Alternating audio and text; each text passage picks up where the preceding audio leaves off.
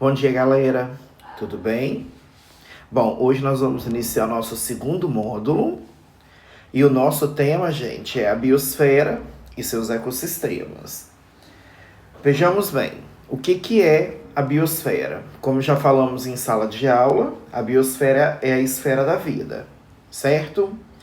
E o ecossistema nada mais é do que um conjunto formado pelas interações entre os componentes bióticos, que são os seres que possuem vida, com aqueles que não possuem vidas, chamados de abióticos, certo?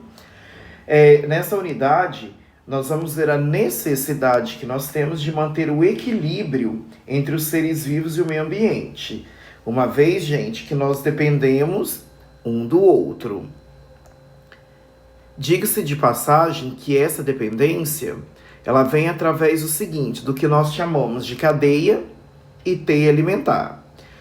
Qual é a diferença existente realmente entre uma cadeia e uma teia? Aqui na figura, nós podemos analisar por dois ângulos.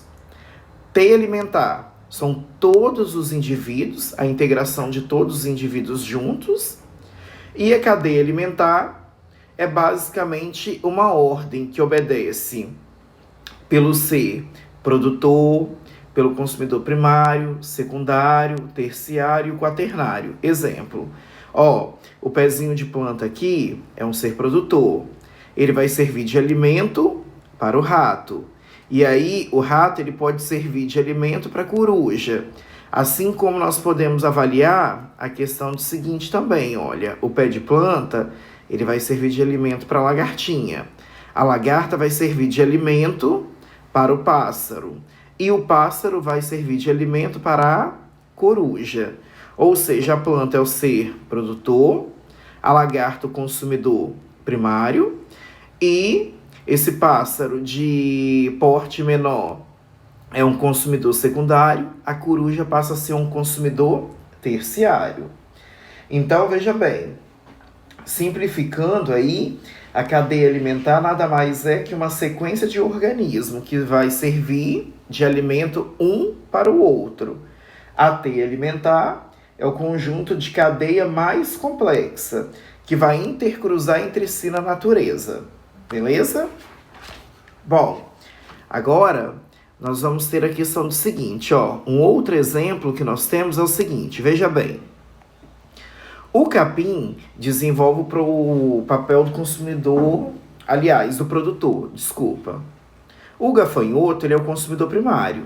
Então, ele vai transferir a energia que ele adquiriu do capim, ele transfere essa energia para a ave transfere essa energia para a serpente, que é o consumidor terciário.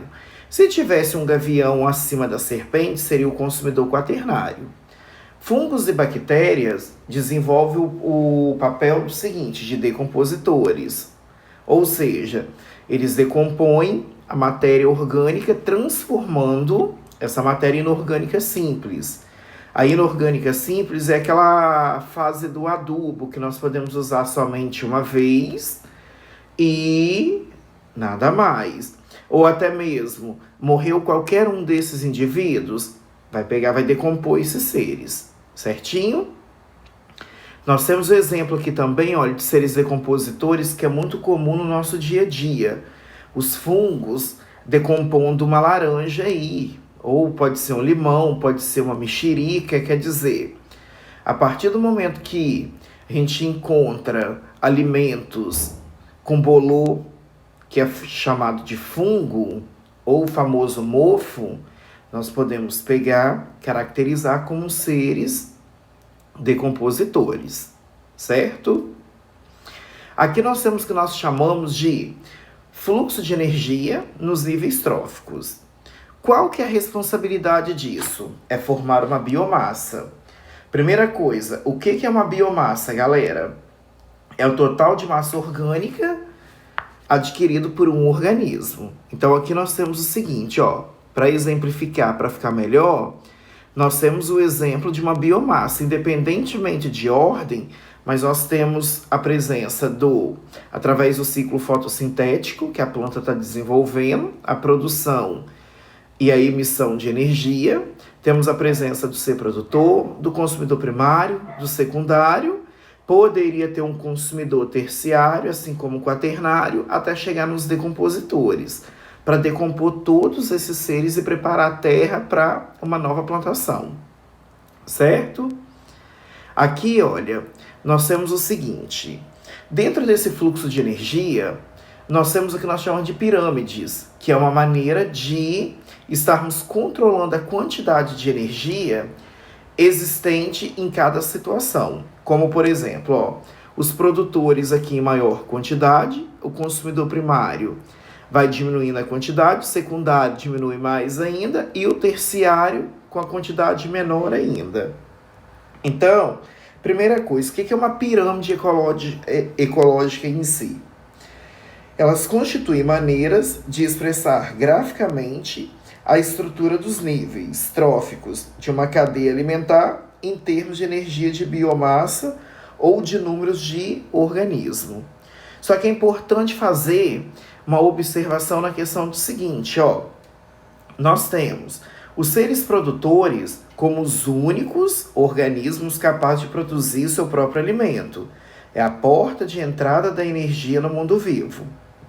Assim, a energia luminosa que penetra no mundo vivo pelos clorofilados, ou seja, os seres que possuem clorofila, são transformados em energia química por meio da fotossíntese, certo?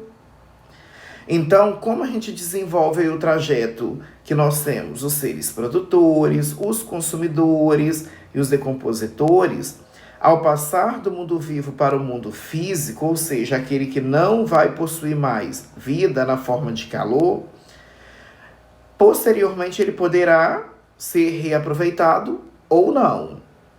Assim a gente caracteriza como nós chamamos de uma cadeia alimentar com fluxo unidirecional. Fechado? Bom, na pirâmide de biomassa, nós temos a questão do seguinte, ó. A pirâmide da biomassa, ela expressa a quantidade de biomassa ou de matéria viva acumulada em cada nível trófico da cadeia alimentar. Sabe-se que apenas uma parcela da biomassa adquirida por meio dos alimentos é transformada em matéria viva.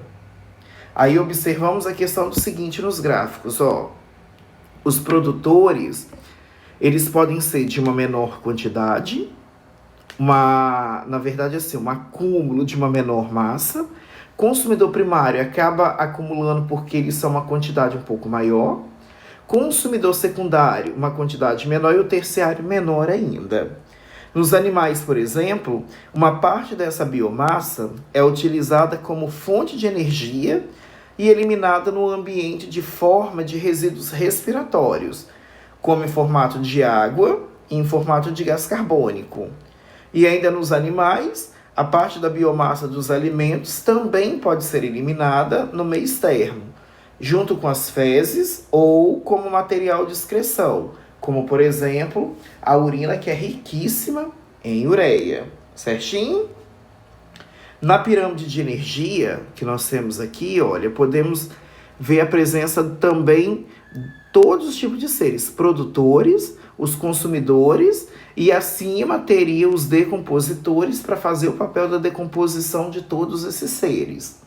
O que a gente observa na pirâmide de energia, galera? O que ela representa na verdade? Ela expressa para nós a quantidade de energia acumulada nas substâncias orgânicas de cada nível trófico da cadeia alimentar. A quantidade de energia disponível, ela diminui de um nível trófico para o outro ao longo da cadeia, como a gente observa, ó. O produtor uma maior quantidade, quando transfere para o consumidor primário já diminui, quando o consumidor secundário se alimenta do primário já diminui a quantidade, e quando chega no terciário quase não tem mais energia, certo? E aí, galera, podemos ver a questão das pirâmides numéricas. O que é uma pirâmide numérica? É por número de indivíduos, na verdade. Então, o que acontece? Quanto mais indivíduos eu tenho, maior nós vamos poder observar a quantidade no quadrinho. Como, por exemplo, aqui, olha. O fitoplâncton são os produtores, ótimo. Como, por exemplo, as algas, que tem uma grande quantidade no fundo do mar.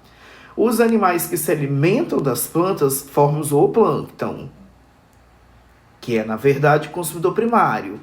Os peixes que se alimentam desses pequenos produtores, na verdade, junto com os consumidores primários, então os pequenos peixes tornam-se um consumidor secundário. O peixe carnívoro faz o papel do consumidor terciário. Resumindo, nós temos o seguinte, ó. Fitoplâncton é o produtor, zooplâncton, consumidor primário, pequenos peixes, consumidor secundário, e os animais carnívoros, o consumidor terciário. Bom, galera, por hoje é só. Qualquer dúvida estou à disposição. É só vocês pegarem e me procurarem, ok? Beijinho no coração de cada um de vocês.